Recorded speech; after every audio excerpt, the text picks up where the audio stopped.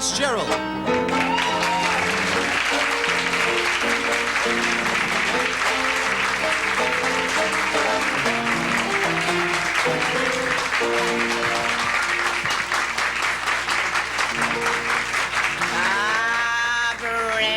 Down by the river with arches overhead, it's home right there. To me that's where each night I make my bed. It's just a friendly jungle, it has an open door, a lovely spot, drop in, why not? There's always room for more. Underneath the arches, I dream my dreams away. Underneath the arches, on cobblestones I lay. Every night you'll find me tired out and worn, happy when the daylight comes creeping, heralding the dawn, sleeping when it's raining, and sleeping when it's fine. I hear the trains rattling by. The pavement is my pillow, no matter where I stray. Underneath the arches, I dream my life away.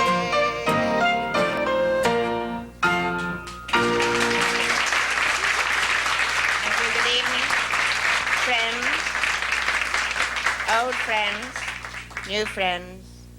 My name is Geraldine Fitzgerald, and that was a London street song you were listening to about a London shopping bag lady.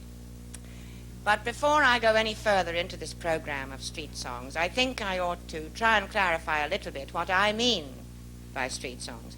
Because when I was coming in just now, in the lobby, there were some people and they were a bit confused. They stopped me and they said, are you going to sing about the ecology? Are you going to sing about automobile exhausts? I said no. And one of them said, she's going to sing about dogs on the sidewalk. And then another one who really seemed to be downright apprehensive said, she's going to come on with a lute that has a lot of ribbons on it, and she's going to sing, who'll buy my wild strawberries, oh? And I said, no, I'm not. And I'm not. Street songs to me are the kind of songs that street people sing, surely, you know, professionally, but they're also the kind of songs that all of us sing. Street songs are the songs that we sing in the street. And they come from all time and from all over the world. Now, I was born in Dublin, in Ireland. And in those days, there was no television and there was no radio, and if you weren't well off, you didn't even have a phonograph. So the way we kids entertained ourselves and each other was by singing in the streets of Dublin. And the place we got our material was from the music halls. Because about once a year, our families used to take us to the theatre, and it usually was to a vaudeville show. And then we kids, you know, we'd watch everything and we'd listen to everything, and then we would reproduce it for our own amusement in the coming year. The act that we liked the best was the one where the old-timer would come from London. These old-timers used to come to Dublin every year on their annual farewell tour. They'd stagger out on the stage. They always brought the house down. And looking back, I can't imagine why. Because they never did anything. Of course, they always looked as if they might.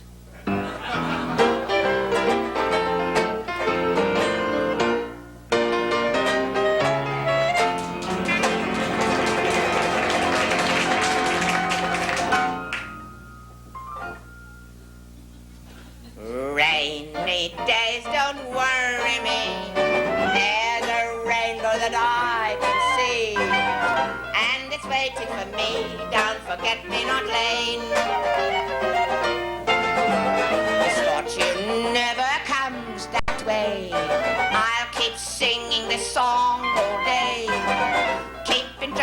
away from Forget-Me-Not Lane. It's just a heaven they've made, and if you're a stranger there, you'll find a table well laid, and you're welcome to a chair. There's no highbrow etiquette, just plain people, and once you've met, they will never forget down Forget-Me-Not Lane.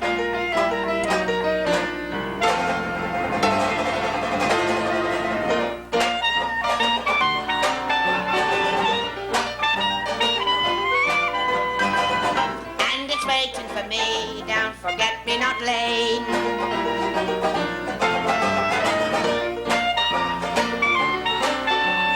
I'll keep singing this song all day, keep the troubles away. It's just a heaven they've made, and if you're a stranger there, you'll find a table well laid, and you're welcome to a chair. There's no highbrow etiquette, just plain people, and once you've met, they will never forget down Forget-Me-Not Lane. They will never forget down Forget-Me-Not Lane.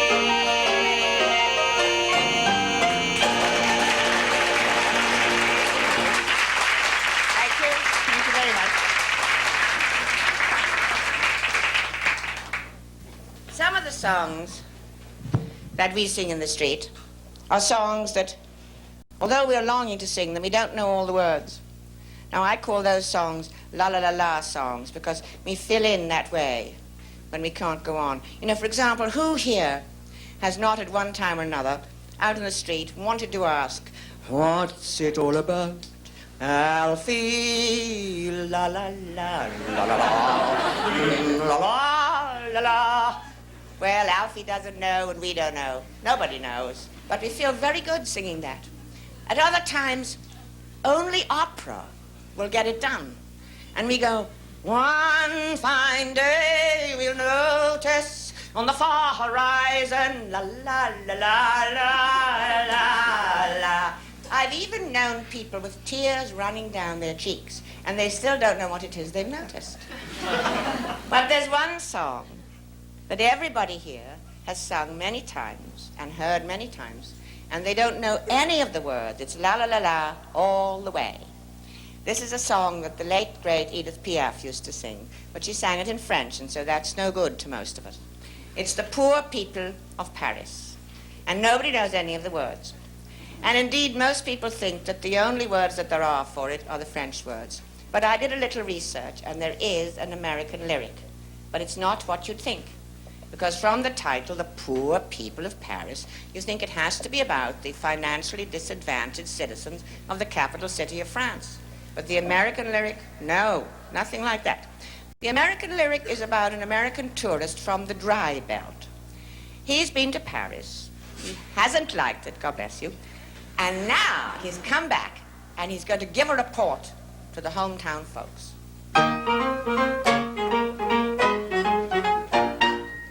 Just got back from Paris, France. All they do is sing and dance. All they've got there is romance. What a tragedy. Every boulevard has lovers. Every lover's in a trance. The poor people of Paris. Milk and water from the sink makes your true Parisian shrink.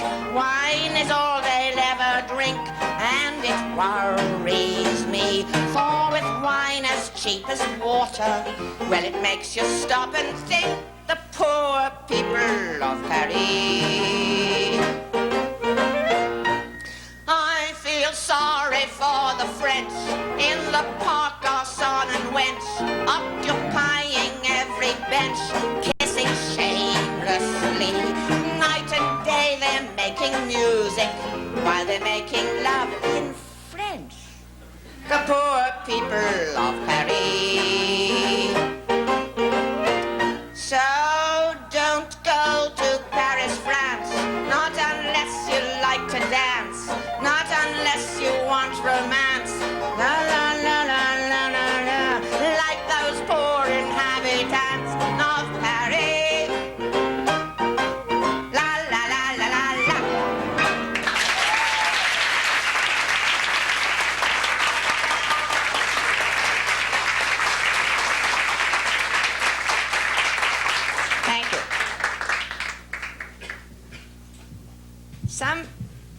street songs really sound as if they were written by people in the street. And some are made to sound like that. Amongst the composers who make songs that sound really as if they had risen up out of the paving stones are the Beatles. And that's probably because they started their lives in the mean streets of Liverpool. And even though now they can travel around in pink Lear jets and yellow submarines, they remain the way they always were. They have the deep compassion of people who've had it very hard. And when they tell us a story, they always tell us all sides of it.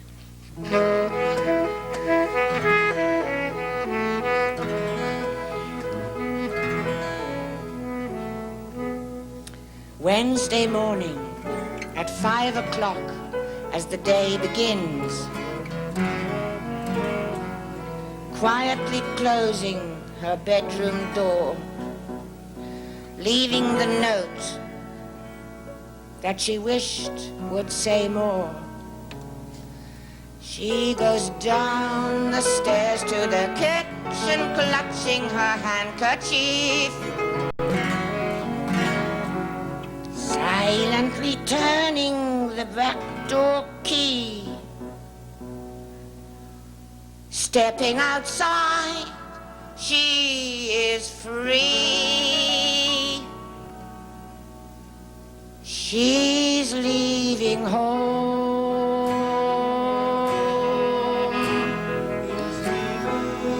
We gave her all of our lives.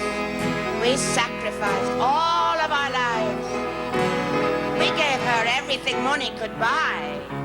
She's leaving home after living alone for so many years.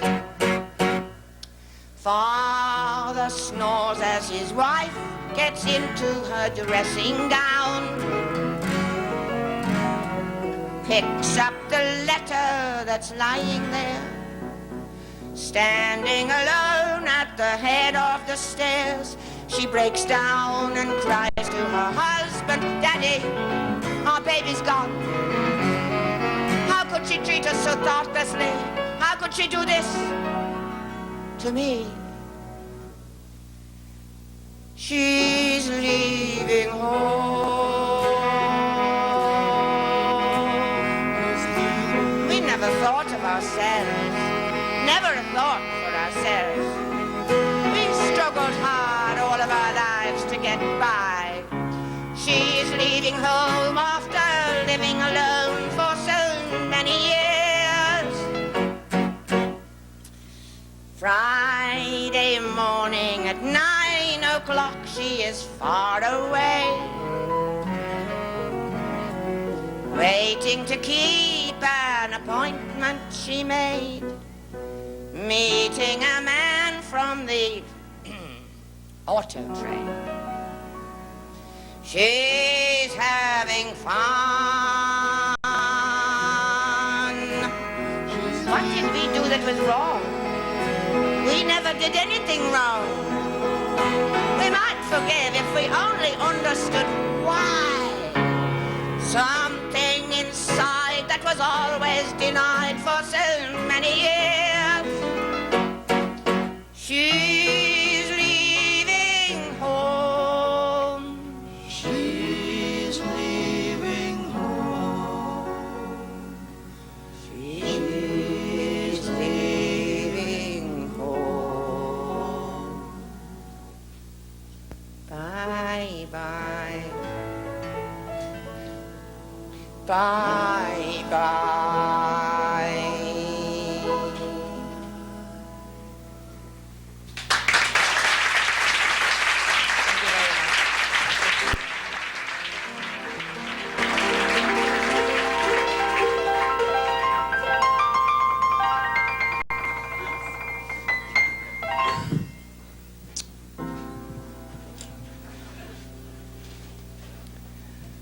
Was an evening in October. I admit I wasn't sober. I was carting home a load with manly pride. When my feet began to stutter and I fell, right in the gutter, and a pig came up and lay down by my side. While I lay there in the gutter, my heart began to flutter when a lady passing by was heard to say, nothing to be done.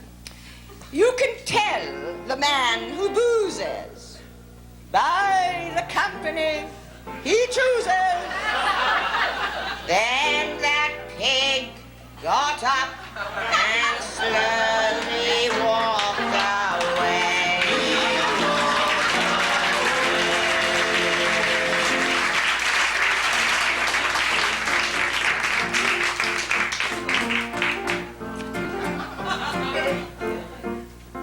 Saturday night at the Rose and Crown is just the place to be.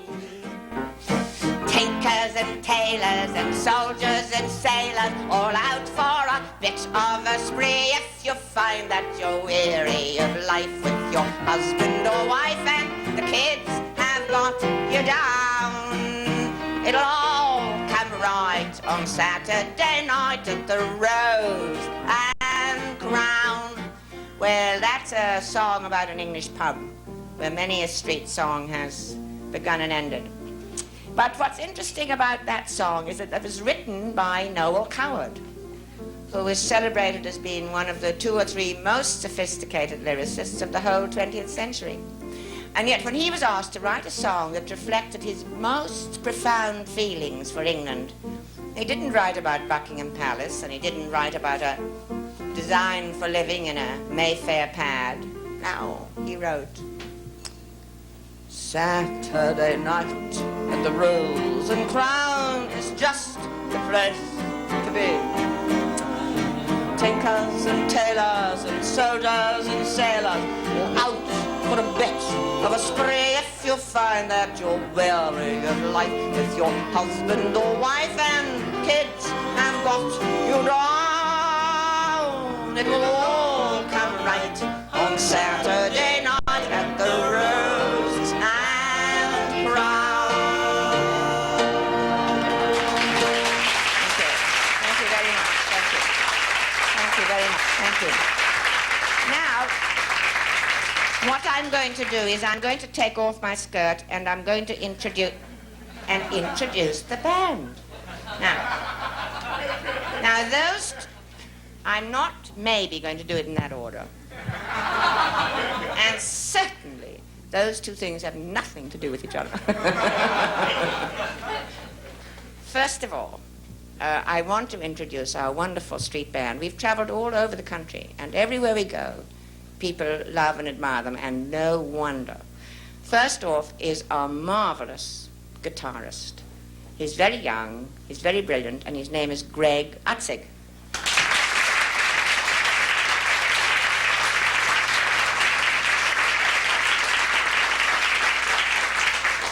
And on the woodwinds, we have somebody who, a very short time ago, was traveling around the country in knee pants with various prestigious rock bands. He was a child prodigy, and his name is Tom Myers.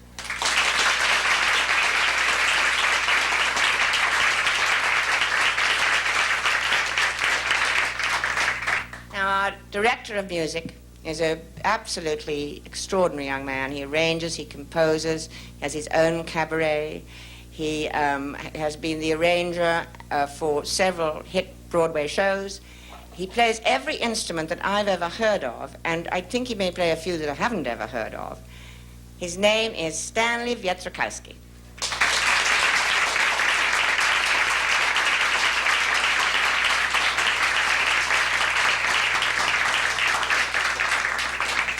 And now, I'm going to take off my skirt, as I said. And there it is, because I wanted to show you a real Irish red petticoat. As you can see, it's not made of silk or taffeta or any of those things. It's made of wool, but it still is a petticoat. And it comes from Galway. And indeed, if we were in Galway tonight, this act would be rated X. And I wanted you to see it because I'm going to sing you some songs from Ireland. Now, there's one street song that has been sung continuously for the last 2,000 years. No kidding. It is the oldest street song that in the Western world. It originated in the prehistorical days of Ireland when it was called Cuchullin's Lament. And it came rocketing down through the thousands of years, changing its lyrics as it came, until 140 years ago, at the time of the Irish potato famine, it got the lyric and it got the name by which you all know it and which it's the one you all sing.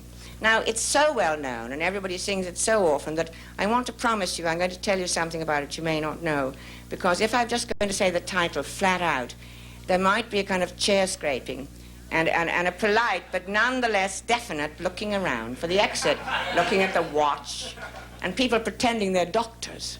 Have to go, sorry, no? We don't want that. So, all right, it is Danny Boy, but wait! Danny Boy is not about an old father saying goodbye to his son who's off to fight in one of the many wars for Irish self-determination.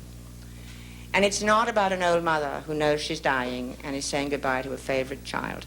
Danny Boy is specifically about the potato famine. At that time, hundreds and hundreds of young Irishmen had to emigrate to America to try to make enough money to go back and bring their sweethearts out here to start a new life. But most of them didn't do that well. Most of them never got home at all. And those that did get back to Ireland had made new lives and went back with wives and children. So Danny Boy is about a young girl saying goodbye to her lover. And it was the tradition at the time of the potato famine and the Great Immigration for a piper's band, a band of bagpipers, to go around to all the little cottages up in the hills and down in the valleys in the dawn and pick up the young men and then play them across Ireland till they got to the ports of embarkation. They even used to play them onto the tenders, the little boats that were going to take them out to the big boat that was waiting out at the mouth of the harbour and that was going to take them away from the girls that they loved, probably forever.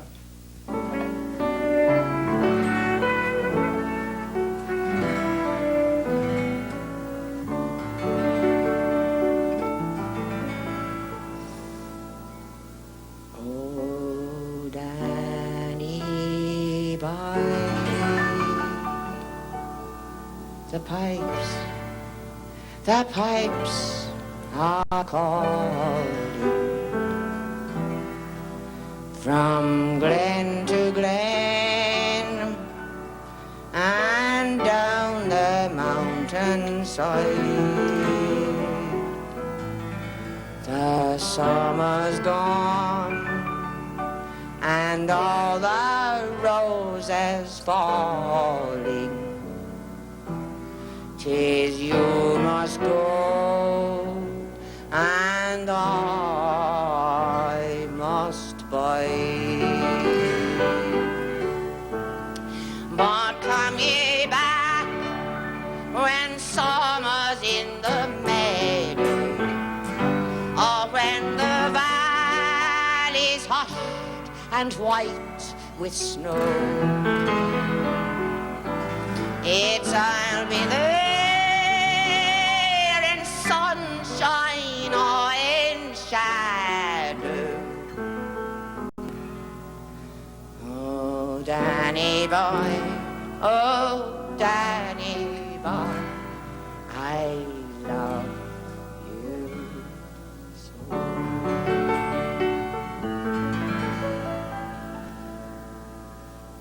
But if you come when all the flowers are dying and I am dead, as dead I well may be, you'll come and find the place where I am lying, and kneel and say, and are they there for me? And I shall hear those soft you tread above, and all my grave will sweet a warm be.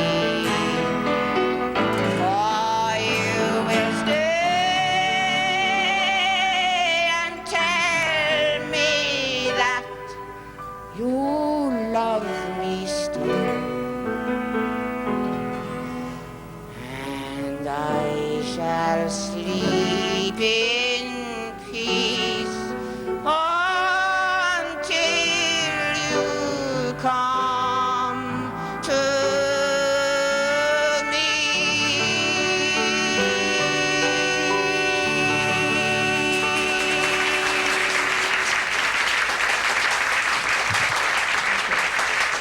Thank you very much. Thank you. Thank you very much. Thank you. Thank you. Thank you. Thank you. Thank you very much. Thank you. Thank you. Some street songs have a function. They're made up by people in the street for the purposes of communication. You might call them code songs. And in Ireland, owing to her long past of struggling for self-determination, there's a large body of code songs. Some of them come out of the period when the British Penal Code was so strict that Irish people weren't even allowed to say the name of Ireland in the street. They couldn't name their own country. So to get around that, they made up names for Ireland. Sometimes she was personified as a beautiful young girl, and then she was called Kathleen Houlihan. And sometimes she was personified as an old woman. Now, here is a song about Ireland, the old woman, and her 4 green fields, because that was the code name for the 4 provinces of Ireland: Leinster, Munster, Connaught, and Ulster.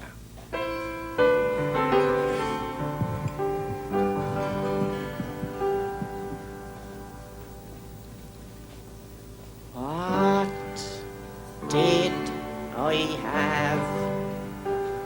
Said the poor old woman. What did I have? That poor old woman did say. I had 4 green fields, each one was a jewel, but strangers came and tried to take them from me. I had fine, strong sons. They fought to save my jewels. They fought and died. And that was my grief, cried she. What have I now? Said the poor old woman. What have I now?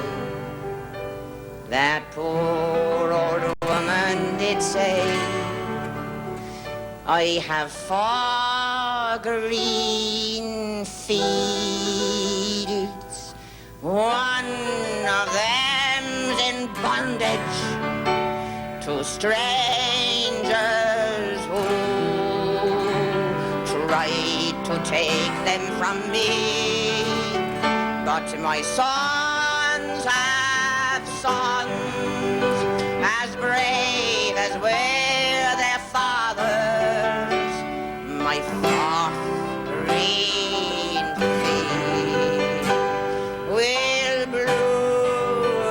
again, cried she.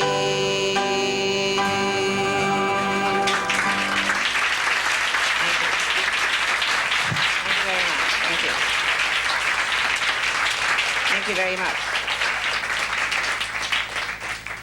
There are other songs which are not exactly in code in that sense, but which are kind of secret communications between people of like mind about Ireland's ancient history. You see, very often people are surprised that the Irish, who are very warm and outgoing and affectionate, given to embracing each other, should have as a national dance something which is really more like an athletic contest. You know, the kind of, you know, something like that. And the dancers are never joined together, always dance alone. But it wasn't always like that. In the far away past of Ireland, where Cuchullin's lament comes from, Irish dancing was quite different. And there are still relics of that today in Ireland, of that ancient past. For example, in Kerry, which is one of the oldest counties in Ireland where people have lived continuously for thousands of years, there is still every year a fair where at the end of the day a goat has a gold crown put on its head and is declared the king of the fair. And Irish dancing, the real Irish dancing, comes from that time and from that culture. And it used to take place by the light of the moon where the roads crossed up on the heath. And for centuries that went on, and people didn't seem to take in what was happening. But about 100 years ago, maybe a little more, the people in authority began to realize what was happening up on the heath and down in the glens, particularly down in the glens. And they said, that's it, Irish dancing is out. But of course you couldn't outlaw dancing in Ireland, so they had to relent a little bit. But they made these rules. They said, all right, you can dance, but you can't dance out of doors, and you can't touch each other. And after that, you can move any part of your body that you like, as long as it's only from the knees down. And that's the way it is. But nonetheless, deep in the hearts of many Irish people is a memory of a time when it was quite different.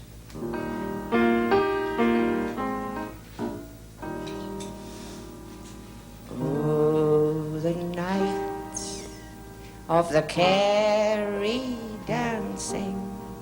Oh, the sound of the piper's tune. Oh, for one of those nights of gladness, gone, alas, like our youth, too soon.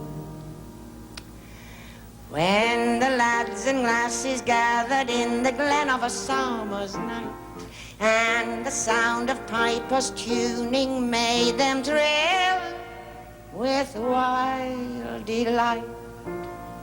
Oh, to think of it, oh, to dream of it, fills my heart with tears. Oh, the nights of the Kerry dancing, oh, the thrill of the piper's tune. Oh, for one of those nights of madness, gone, alas, like our youth, too soon. Time goes on, and the happy years are dead, and one by one the merry hearts are fled. Silent now is the wild and lonely glen, where the bright, glad laugh will ne'er be heard again. Only dreaming of time gone by, in my heart I hear loving voices of old companions stealing out of the past once more, and the sound of that dear old music piercing sweet as in days days of yore, when the lads and lassies gathered in the glen of a summer's night, and the sound of pipers tuning made them thrill with wild delight. Oh, to think of it, oh, to dream of it fills my heart with tears. Oh, the nights of the Kerry dancing, oh, the sound of the piper's tune. Oh, for one of those nights of madness, gone, alas, like our youth, too soon.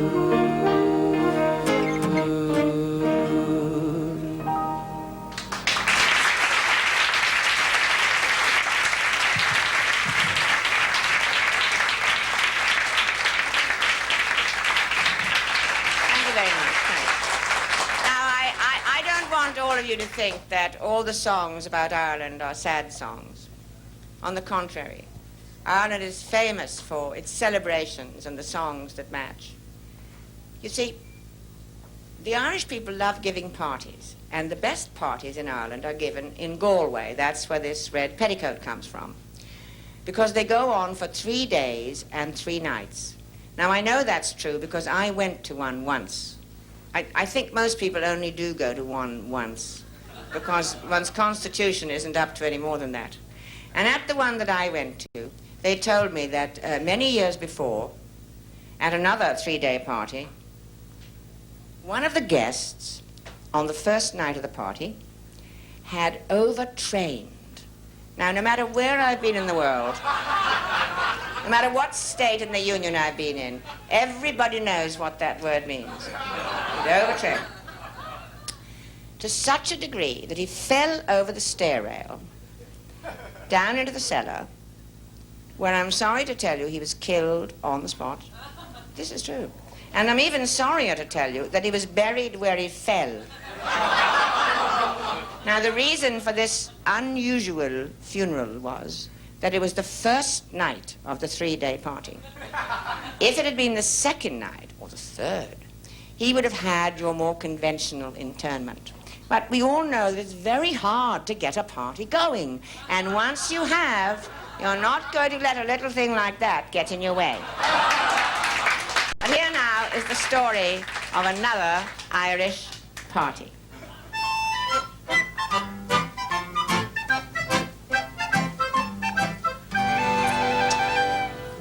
Have you heard of Phil the Fluter of the town of Ballymuck? The times were going hard with him. In fact, the man was broke.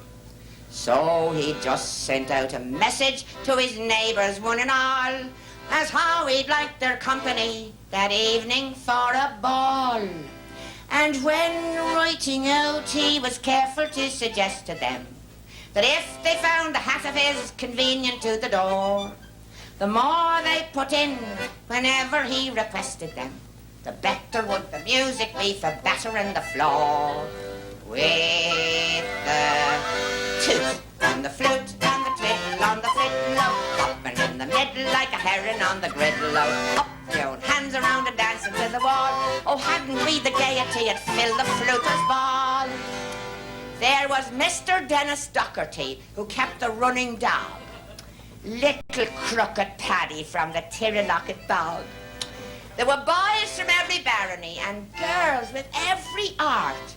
And the beautiful Miss Brady's in a private ass and cart. And along with them came bouncing Mrs. Cassidy. Little Mickey Mulligan was also to the fore. Rod, Suzanne and Margaret O'Rafferty, the pride of Adragullion and the belle of Petramore. With the toot on the flute and the twiddle on the fiddle, hopping in the middle like a heron on the griddle, up down, hands around and dancing to the wall. Oh, hadn't we the gaiety at Phil the Fluter's ball? Then Phil the Fluter tipped the wink to little crooked Pat. Big God, he says, I think it's time for passing round the hat. So Paddy passed the hat around and looking mighty cute says you've got to pay the piper when he tutors on the flute.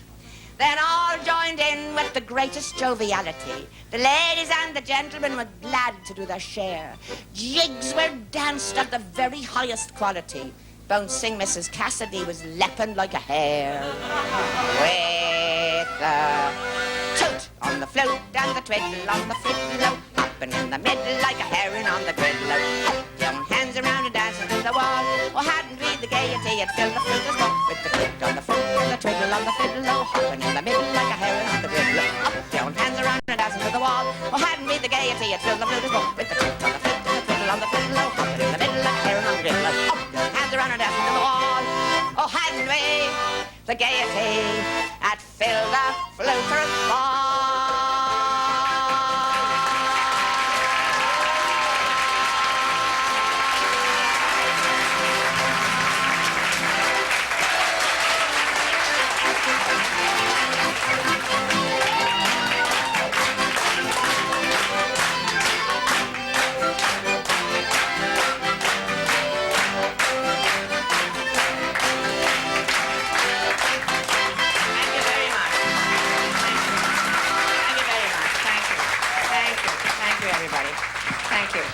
Well, I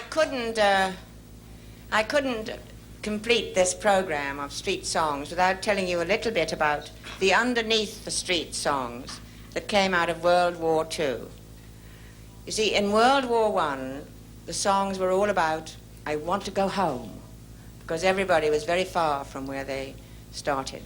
But in World War II, especially for people in London, the war came right in on top of them. And for many of the people there during the time of the Blitz, they spent every night for weeks and weeks and months, hundreds of feet below the streets, in the subways in London. They slept there on the platforms while the air raids went on above. Now, I was in London in the mid-30s. I was part of a whole group of young people who were trying to get on, trying to make it. And we really didn't. And we didn't. And the only kind of entertainment that we could afford in these golden years of our lives was to go to a pub in the evening. And not a nice pub like the Rose and Crown, but an awful pub. It was called the Black Lion. And it was run by a truly awful woman called Mrs. Creamer. And Mrs. Creamer, I think she was the most negative person I've ever come across in all my life. You know, when we tell her about the awful time we were having, you know, looking for jobs and walking around and what, she would say, well, I wouldn't give any of you a job. And she would say, why don't you all go home? That is, if you have a home, which I very much doubt. And she would never stand us a drink. She wouldn't even give us half a pint of Old and Mild. Well, around 1937, those that had homes went to them, despite what she said, and others then went to other places. I, for one, I came to this country. And I didn't go back to England until the end of the 40s. And when I went back, I met somebody who had been there during the Blitz, somebody from the old days. And this friend told me that during the Blitz that Mrs. Creamer had become an air raid warden.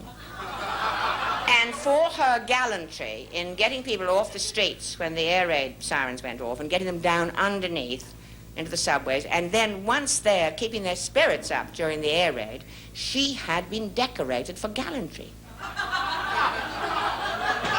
said I didn't believe it. I said if I had been there, I'd rather have taken my chances up in the street than be locked up under the ground with Mrs. Creamer. But my friend said no, that the moment that she put on her air raid warden's helmet, a miraculous change took place.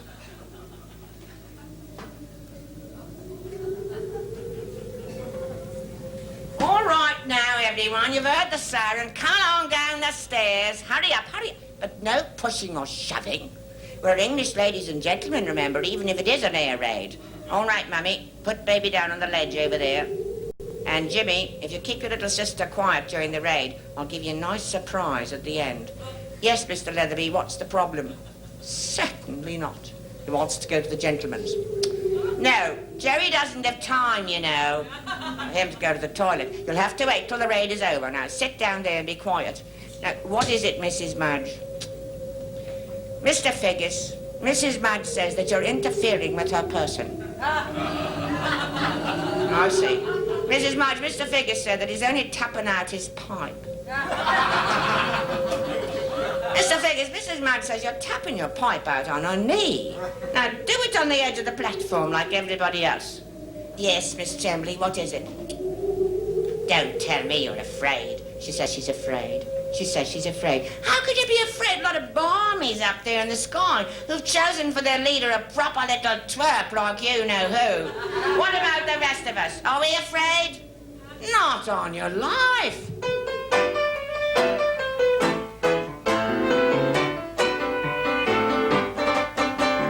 Who's this geezer, Hitler? Who does he think he is? We'll show that Führer, it's surer and surer, that he will soon get his. If he was much littler, he would disappear. He's a nasty little basket with a black moustache, and we won't have him here. He was a paper hanger when he started his career as Mrs. Schnickelgruber's only son. Oh dear, poor Adolf dropped a clanger if he thinks he's coming here. We don't want any paper hanging done. So, who's this skeezer Hitler? Who does he think he is? We'll show that Führer, it's surer and surer, that he will soon get his. If he was much littler, he would disappear. He's a nasty little basket with a black moustache, and we won't have, oh no, we won't have, we simply won't have him here.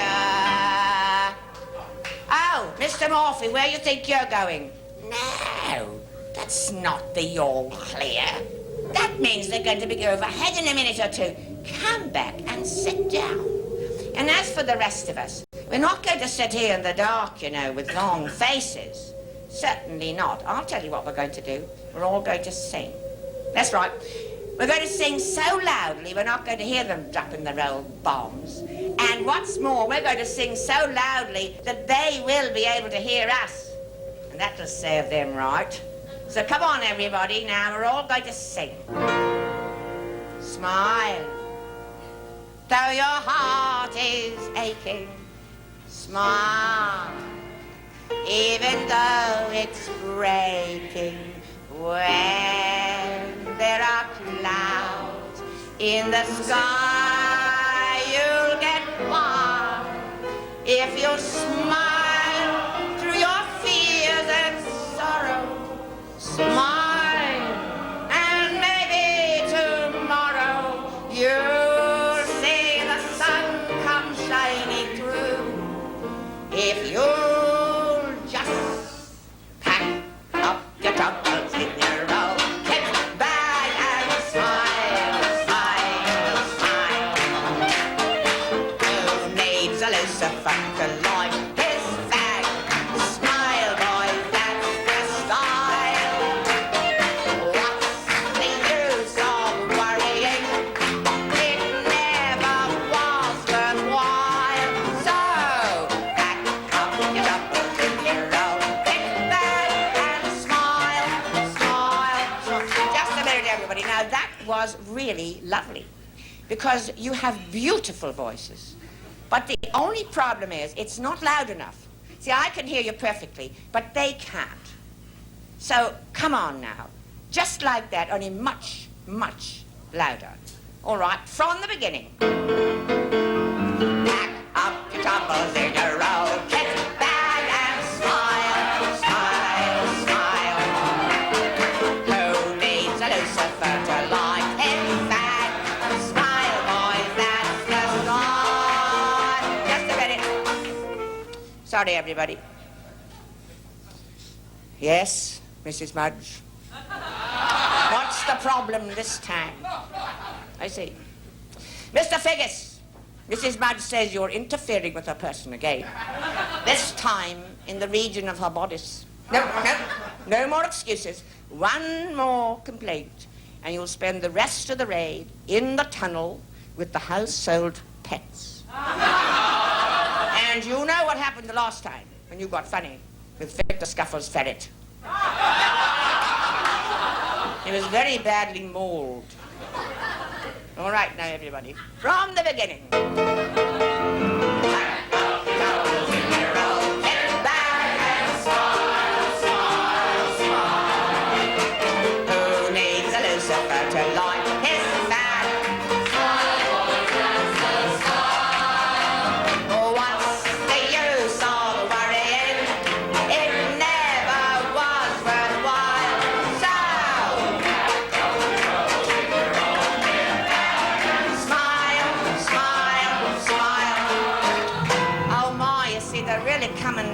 So you really got to sing very loud so you can't hear them and they can't hear you. Come on now. When you're smiling, the whole world smiles with you. When you're laughing, the sun comes shining through. But when you're crying, you've been on the range, so stop that sighing. Be happy again, 'cause when you're smiling, the whole world smiles with you.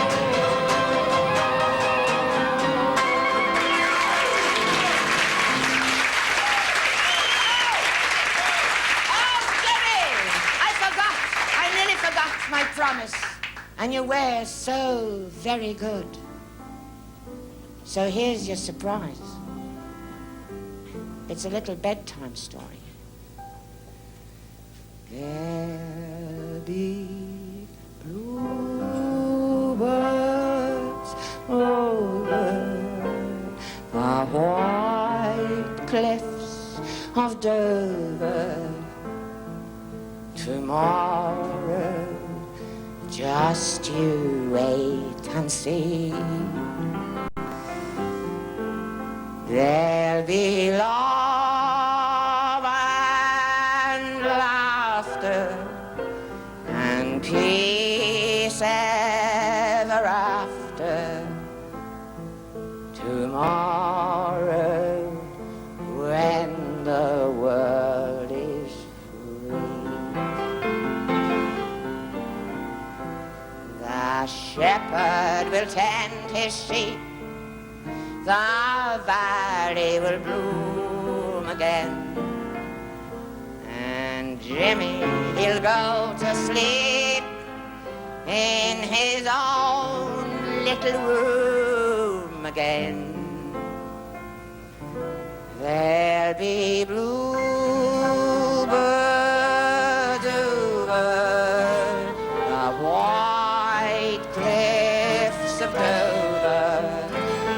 Tomorrow, just you wait and see. Tomorrow, just you wait and see. Everyone here in Reno Sweeney's, old friends, new friends as well, I think you're great and dedicate this last street song to you. It's all about hard times, like these times, what we must do to get through. And though the song is ancient, the message shines like new. So come on, everybody, and this is the biggest sing-out you've done so far. Oh, we don't have a barrel of money. Maybe we're ragged and funny, but we'll travel along, singing a song, side by side. Don't know what's coming tomorrow.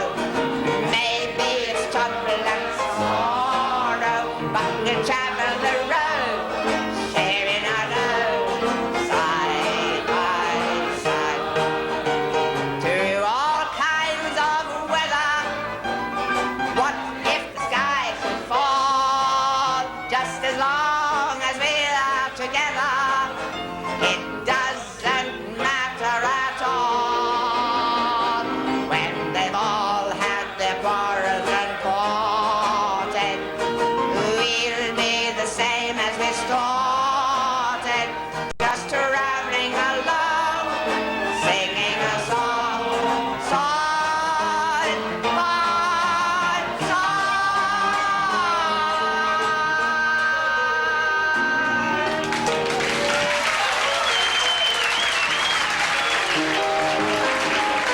Ladies and gentlemen, Geraldine Fitzgerald.